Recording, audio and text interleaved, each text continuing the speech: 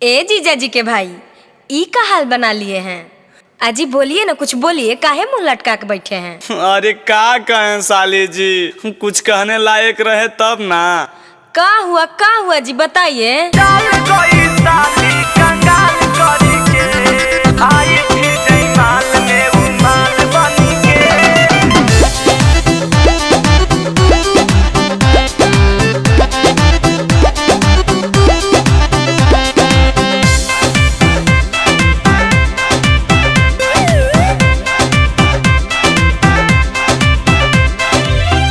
जीजा जी के भाई मुंह लटकाए हैं, चैन घड़ी जूता अपन कहाँ भुलाए हैं। अजी यहीं पे एगो लड़की ले गई है।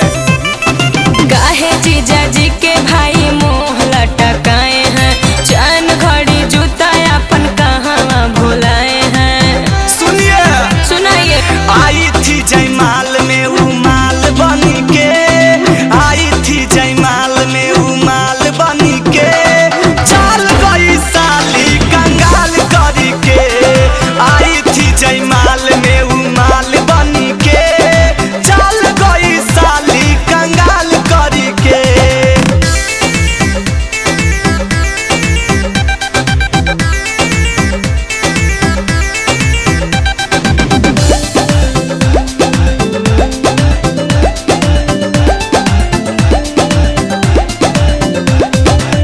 कैसे अकेले वो बुलाई जी, सेल्फी के लिए प्यार के जादू चलाई जी।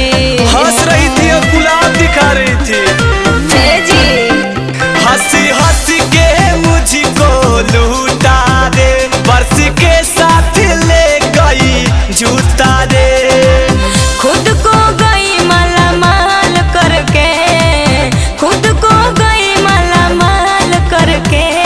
और क्या कहे हम, आई थी जयमाल में उमाल बनी के, आई थी जयमाल में उमाल बनी के, चल गई साली कंगाल करी के।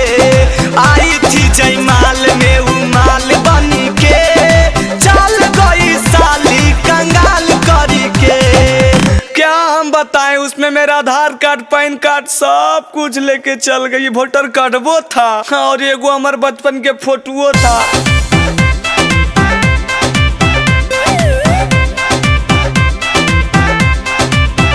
कैसे कर लिए आप विश्वास जी, चंदन यादुवंशी बन गए खास जी।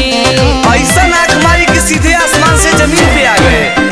मीठी बोल के बातों में फंसाई थी और साथ में सेल्फी खिंचाई थी। अमित बताइए सब ख्याल करके, अमित बताइए सब ख्याल करके, बताइए।